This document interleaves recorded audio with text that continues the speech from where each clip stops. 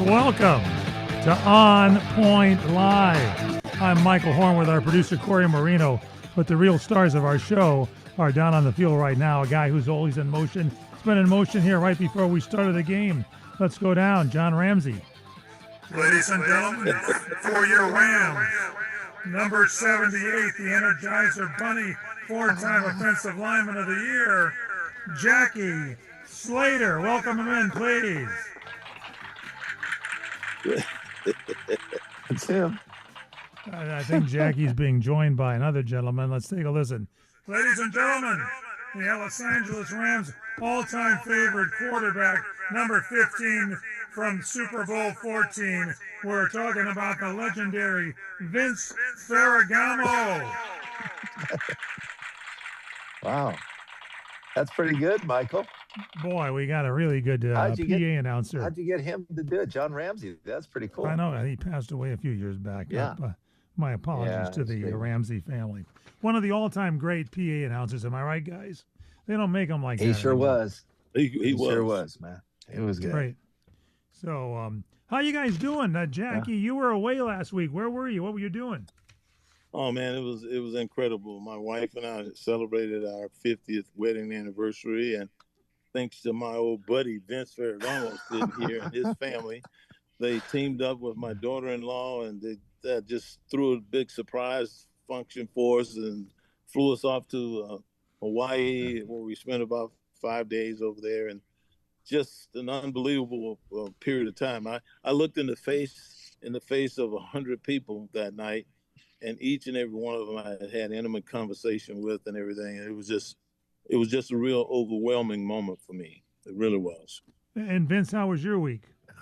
Well, it was great, Mike. And, when we were at that anniversary party, it just brought so many great memories back. And all the people that we knew a long time ago that were longtime friends we hadn't seen in a while. It was just great enjoyment just to actually reminisce and throw back a lot of great stories. It was fun. Well, Corey Marino, our producer, and myself, we couldn't find our invitation, so you can't blame me for that one, Mike. We got together. You can blame Vince. That's for right. Looked into each other's intimate face and came up with some of the things that we're talking about on the show today. A lot of football, a lot of soccer, a lot of baseball. We're brought to you by HarmonyCheese.com.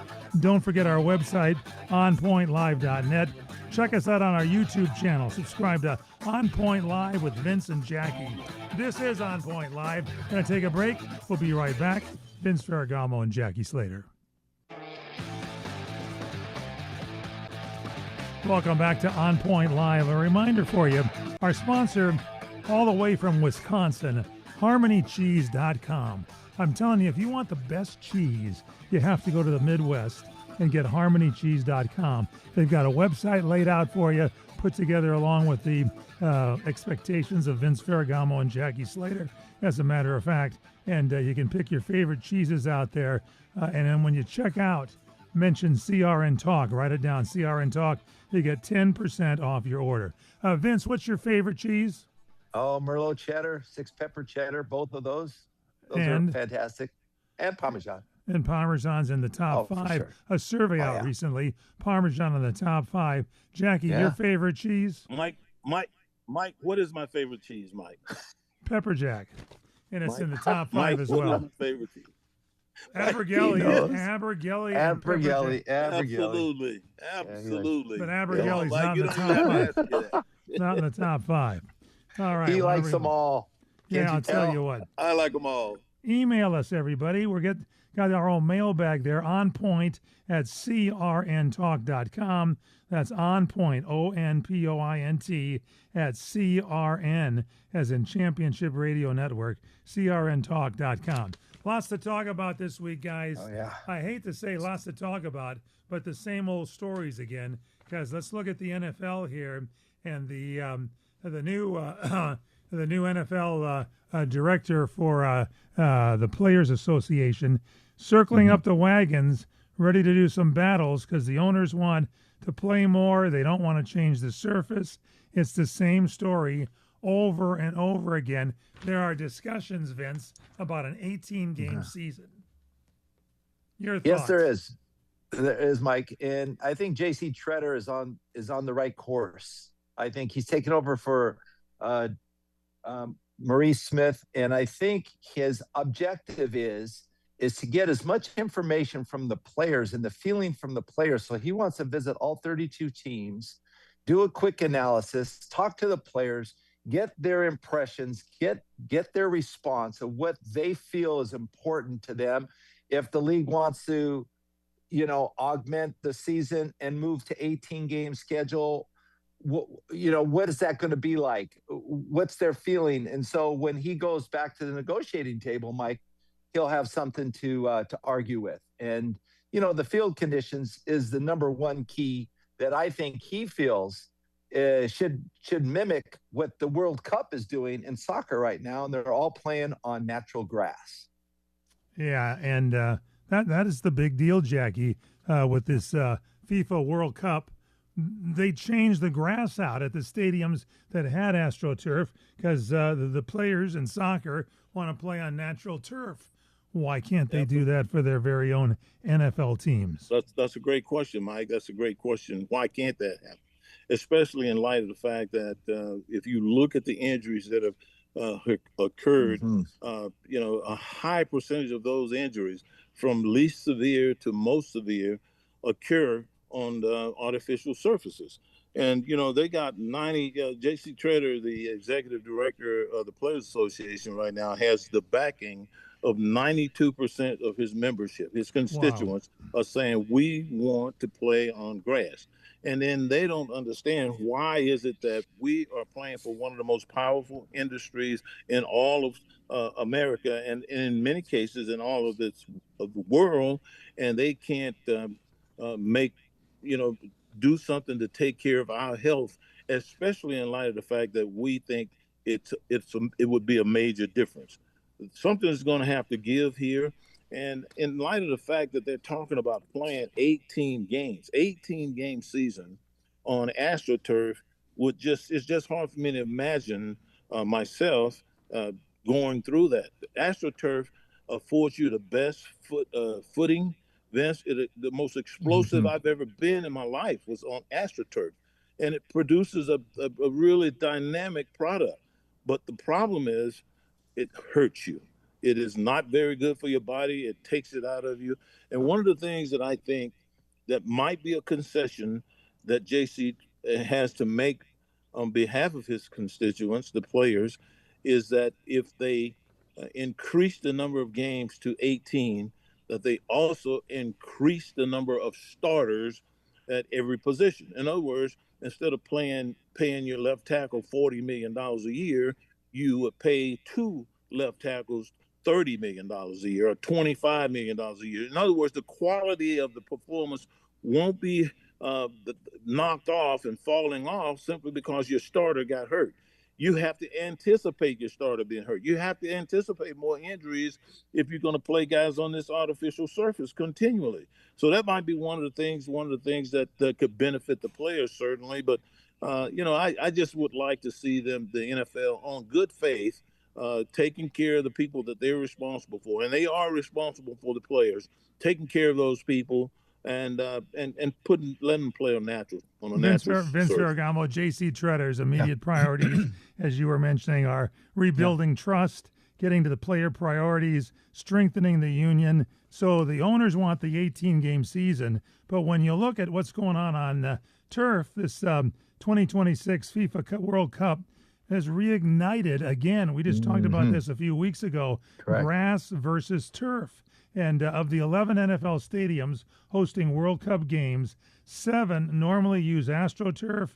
It was taken out and natural grass put in. And by the way, one of those stadiums, MetLife, where Aaron Rodgers suffered a season-ending Achilles injury back in 2023.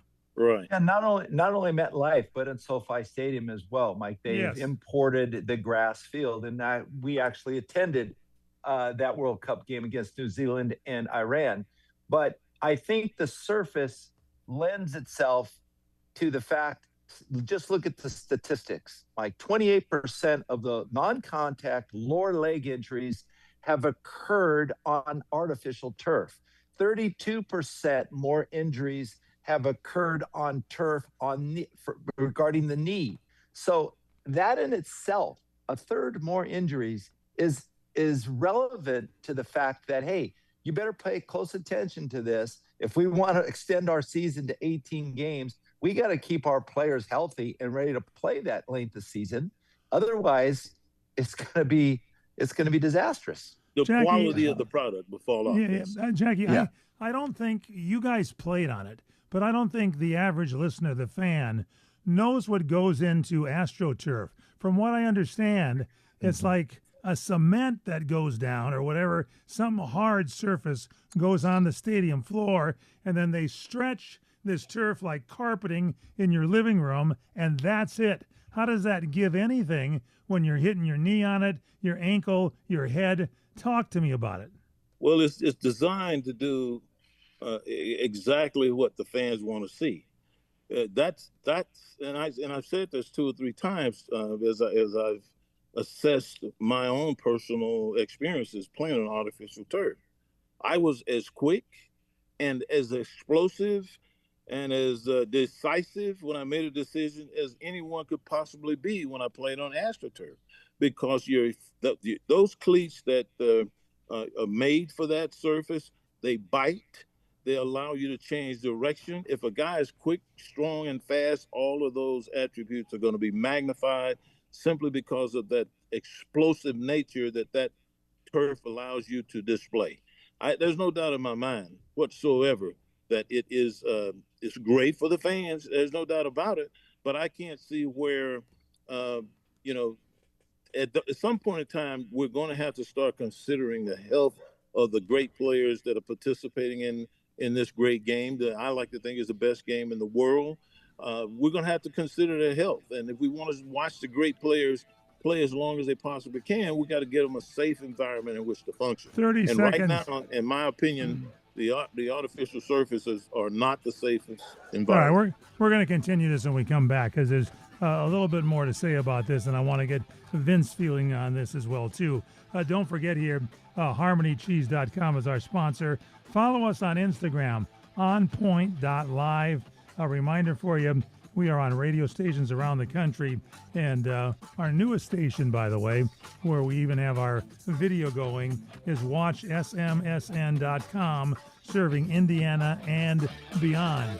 Coming soon to Chicago, Illinois, this is On Point Live. Jackie Slater, Vince Ferragamo, they will return. Check them out at onpoint.live and onpointlive.net. We'll be back. We're back with On Point Live. Vince Ferragamo, Jackie Slater. And I got to tell you, the controversy over AstroTurf and natural grass stirred up again because of the FIFA World Cup. And just to give you a couple more stats here, a survey of 92% of the players said they prefer natural grass. 28% there have had more non-contact lower body injuries, 32% more non-contact knee injuries, 69% more non-contact foot and ankle injuries. Let me ask you this question, Vince Ferragamo. Yes. You're a quarterback. You got to move around. You got to scramble. Do you play football in the living room of your house on your AstroTurf, better known as your carpet? No, we don't. But that's the feeling of it, Mike. And what there you go. It prevents your joints from the elastic movement that grass would allow you to do, because there's some type of elasticity that needs to, when your bones and your joints are under stress movement, if they lock in place and they don't move with a little bit of extension, then you see so many different injuries, Mike, and you just can't recover from it. And so that's what AstroTurf does. It is a faster surface for sure, but it's nothing like grass, and they can make grass beautiful. I mean, I just feel, maybe I'm old school, but I just feel like they should be playing this game on actual grass. I agree, Vince, 100%. I would agree with you as well, too. All right, let's take a little bit look here. Coaching-wise and some of the things going on, black coaches say they're tired of whispering about college football's hiring reality. Black players make up about half of the football rosters, but when it comes to coaching, there are some black head coaches. It's down a little bit, but the assistant coaches non-existent. Jackie Slater, your thought? Well, I mean, this has been a topic of discussion for a number of years, and this topic goes all the way back prior to the African American quarterback discussion, and as in why aren't we seeing more African American quarterbacks? It goes all the way back to there, and I think one of the things that is happening is that there's such a huge percentage of the guys that are playing the game that are African Americans, and those players are beginning to wonder, why is it that we can play the game but we can't coach the game? Why is it that we can be excellent at skill and technique at the game, but we can't be taught how to use skill and technique by former players? Now, the NFL has done a lot of things over the years to try to get at least have the conversation that blacks, African American people are being given an opportunity to be coaches. The reality of it all is that has not worked. None of that has worked. And ultimately what we're seeing is, we're seeing like 13 of 136 FBS programs have black coaches. Only 13 out of 136. That's not very good. And the other thing that's happening as we watch what Deion Sanders did is we are seeing a lot of the African American greats. I mean, real stars at their position in the NFL. Guys like Marshall Faulk and Eddie George and Michael Vick and just a ton of guys. They're opting to go and coach at HBCUs to prove themselves with superior talent. And then hopefully the NFL will give them a look after that. Vince, I think about that, and I look at all of the years that this has been a topic of conversation and just how few African-American coaches has been hired. And I conclude, Vince, that the people who are in charge at the organizations are the people who are hiring guys that they're most comfortable working with and communicating with. So hold on a second. That's the only thing that I can think of that causes this to be such an issue at this state. Vince, so one of the things Jackie's saying here is you play your career, you have a stellar career, you're as good as anybody else. You have to go now, if you want to coach, to HBCU or historically black college or university, and what? Prove yourself so you can get back into the NFL? What the hell is wrong with that? I think a lot. Well, it's really it's sad to see, Michael, to tell you the truth. I think when you look at Deion Sanders, he was the first one to move. He went to Jackson State to coach. He went to my alma mater. Right, he did, Jackie, and he proved himself there. And so then he finally got the job to Colorado, and he moved to Colorado, and he had extreme success there as well. So you're seeing it more and more. Now Michael Vick's doing the same thing, Eddie George, Marshall Faulk. These guys are very clever guys. They're instructors. They know how to teach. And so but as Jackie mentioned, I mean, the conversation that you have, maybe it's the interaction you're getting from the response from these interviews. You're just not satisfied, and for one reason or another, it's sad to see. But I think a lot of these guys do deserve the chance to show what they can do in the coaching arena, as well as what they were able to accomplish on the field to actually play the game. So I think it's something that's going to happen. It's probably going to be a gradual thing, but it's slowly happening now.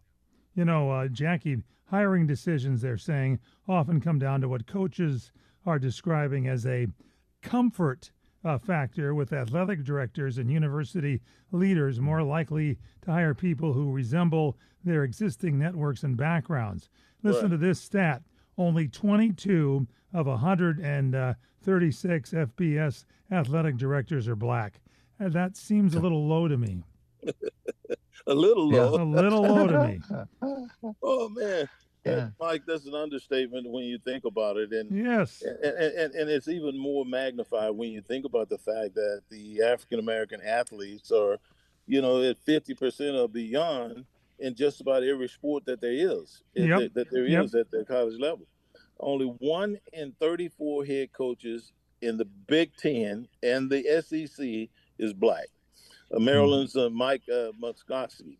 Only 4 HBCU head coaches in history have been directly hired as FBS head coaches.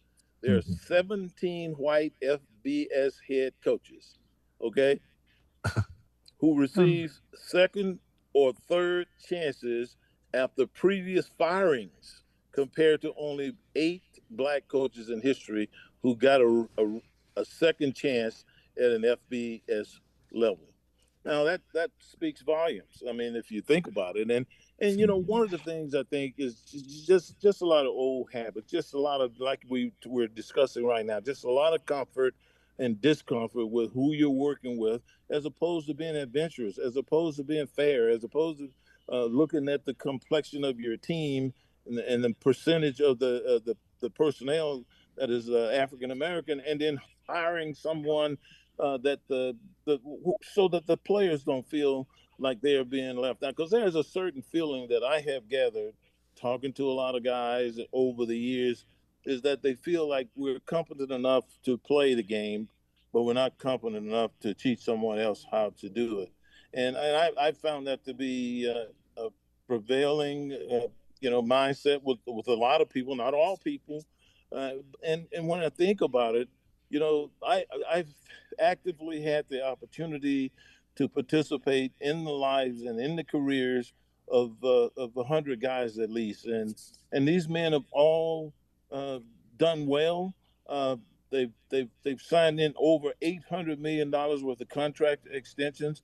Their careers have grown, and this was all coming from a guy who came from an HBCU, who understands, how technically to survive in the National Football League. So I think that a lot of this is just sheer old school thinking, and it has to be cleaned out. And I think a big part of that has to come down to the leadership at the National Football League. They've floundered a bit in the way that they've used the minority internship programs and the hiring programs. I think they're right in the middle of taking a look at those things right now. And I think whatever Roger Goodell comes out with is going to be an improvement. And I'm certainly looking and expecting a change, because, time doesn't lie. And over the years, what we have seen is this serious lack of opportunity for minorities as coaches in the National Football League. And I think Roger Goodell and the people that he's working with right now in the process of trying to correct that. Yeah, and I think it's also in other sports too. Baseball is not exactly overrun with African American coaches. Yet you look at the best manager right now in the history of baseball is Dave Roberts, the most wins. I don't know how he makes those decisions. Man, I'd have about 10 ulcers when you go through it. But it depends on the person. Well, I want a guy that's gonna. I don't care what color he is. I want a guy whose uniform is full of dirt, who will scramble, like you said, Jackie. You'll find a way to get there. That's who I want to coach my guys. Vince, your thoughts on that? Yeah, I agree, Mike. I think everything you guys have said is very accurate and to the point. And as Jackie says, time doesn't lie, and so we need to make some changes, and not just the interview process, being allowed to interview some minority coaches, but also give them the fair chance and fair discretion as far as how you evaluate them. And 30 so, seconds. and so I think that's going to be important. Moving on, I think we're going to see a difference as we progress. The NFL is implementing another new strategy to improve officiating. Boy, need some help there. We'll come back and talk about that. In the meantime, don't forget our sponsor, HarmonyCheese.com. They have a website designed just for you. Get your favorite cheese. They'll send it to your door. You're a first-time person to make an order at HarmonyCheese.com. Put down CRN Talk. When you check out, you get 10% off your order. Don't forget to email us Onpoint at crntalk.com. Jackie Slater and Vince Ferragamo continue. It's On Point Live. We are back on Point Live. Vince Ferragamo, Jackie Slater, brought to you by HarmonyCheese.com, the very best in cheese, right from the Midwest. The happy cows, they're getting it ready for you right on their beautiful website, HarmonyCheese.com. Check it out. Order your cheese. You're a first-time person to make an order there at HarmonyCheese.com. Put down CRN Talk when you check out, 10% off your order. Jackie Slater, Vince Ferragamo, the NFL is implementing another new strategy. They want to improve officiating. We've seen some real concerns lately. They want to develop some plans here.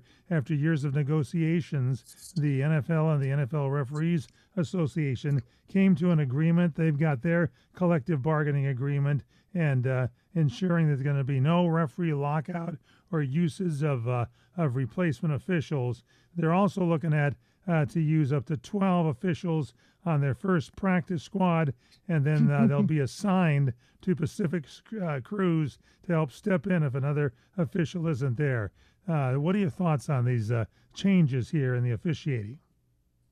Well, the practice squad is something that's curious to me. I think they're going to have to import more officials, and they're going to try to kind of rotate them around and see and try to get the right connection. But, you know, as a group, it's teamwork, just like it is on the field, Mike. So you have a team of officials that work well together.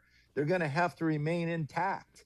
Otherwise, you're going to see more disparity there between the calls. And I think that the key to remember, as Jackie and I spoke about it, is you have to be careful not to jeopardize the integrity of the league.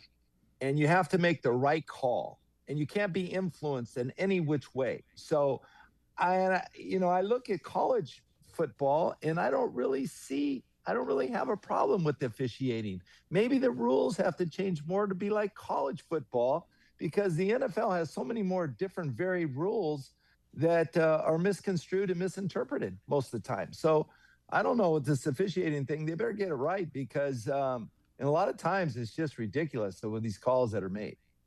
All right. Well, I agree with you, Vince. I agree with you.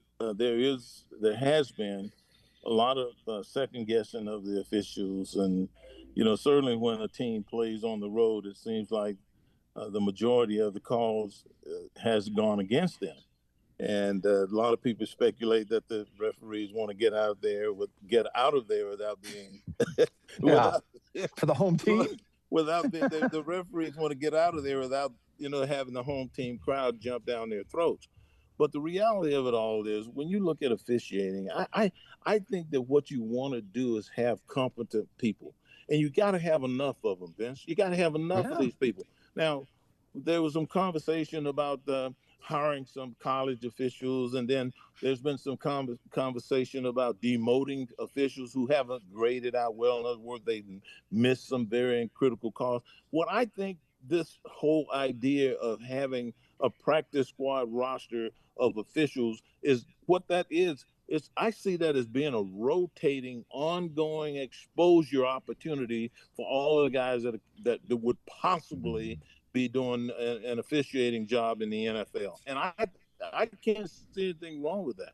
The more experienced these guys, the more they talk about it, the more they interact. They're going to be a bigger squad, because I don't know how many people they would have, on this practice squad, but what they're going to do exactly what, a practice squad player would do. And that's learn the rules, apply the rules, learn your job within the officiating of the rules, where your body position should be. They're going to be learning all the facts associated with being official, and I dare say the possibility of rotating them in and out when guys get sick or injury occur, it will become easier now, because it's like a team.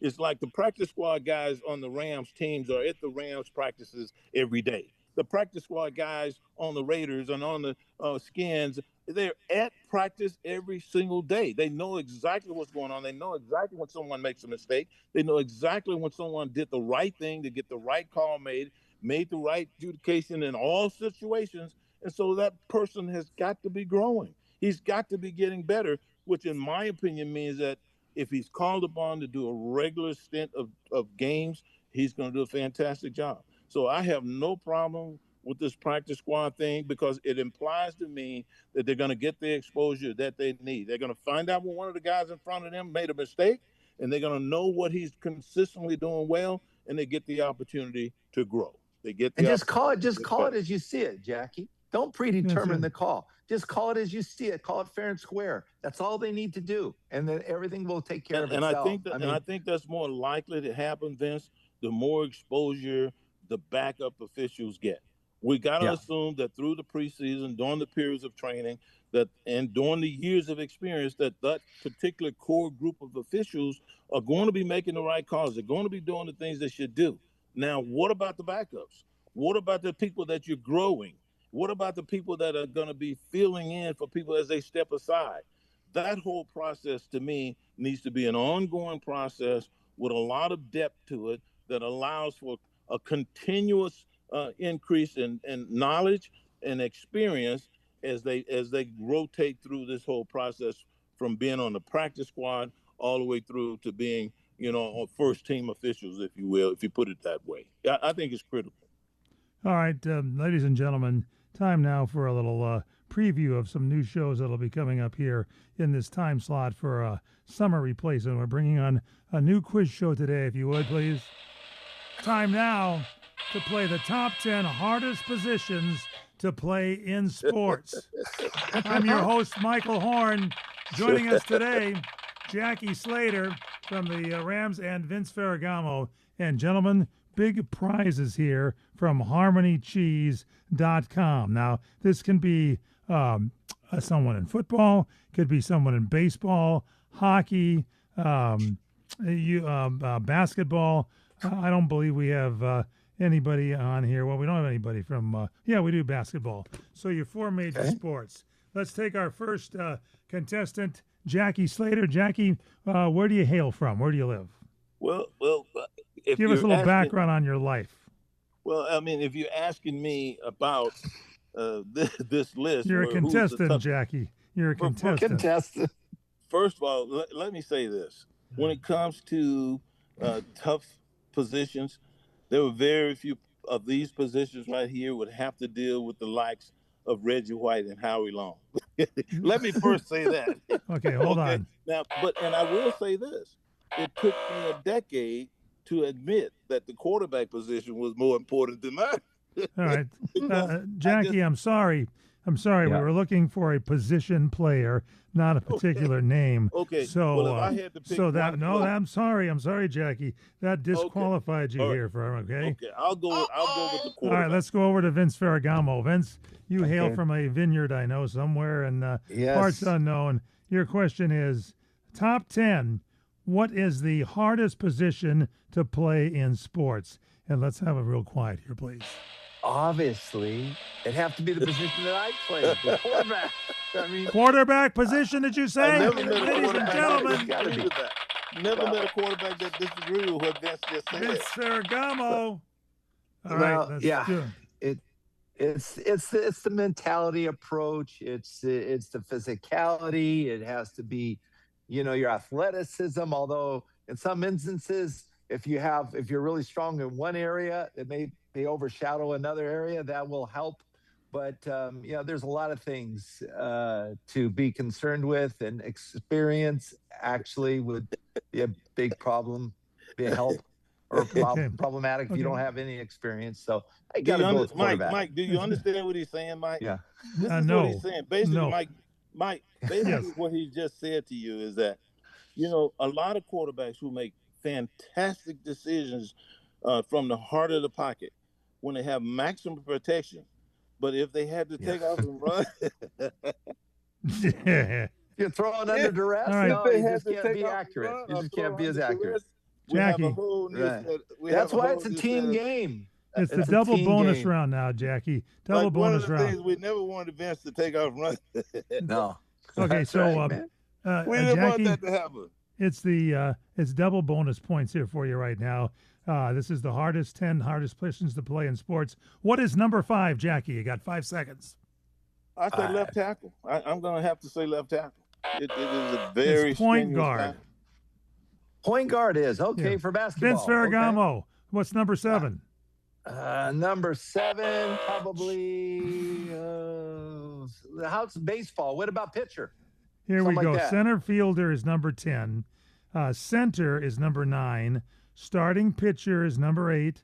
Shortstop close. 7. Left tackle, Jackie, number Left tackle, 6. the blind side. Point guard, number 5. Cornerback, number 4. Catcher, number 3. Goalie, number 2 in Goalie. hockey. Yeah. And Can you quarterback, imagine some of number those 1. shots coming at you? Goalie's got to be up there. What Man. number is goalie? Number 2. Okay, well, that makes sense. That's, Hey, was that's there a tough job. soccer player up there? I didn't hear No, any soccer soccer was players. disqualified. Sorry, on. Corey. Sorry. Speaking of Right. soccer, Look, we got to Yeah. talk about the World Cup. Speaking of now. what about soccer. Messi, man? What about this guy? Lionel Messi. Did you see him in guy's the 40. last game? I did, man. I did. Hey, what about the pass? What about the pass that was made to him when his teammate jumped out of the way so Messi would get the opportunity to shoot on Yeah. goal? It was Yeah, an well, they're unbelievable. trying to get him the ball, Jackie. But yeah, one but time, they're trying to win too, Vince. They're trying to win too. but Jack, And even at his age, he's been doing it for years. He's unbelievable, Jack. He's Did you see him? He had the penalty kick. He missed. Okay, this is a mark of a great player. He threw that out. He was reminiscing in his mind, hey, I got to make this happen. I got to make this happen.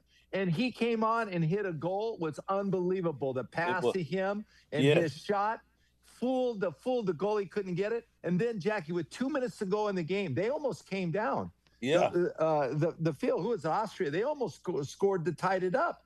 He came back with less than 2 minutes in the game, Jackie, and he controlled the ball, took the ball, and he made the final goal. Unbelievable how he was able to get open. That final goal that 2-minute warning.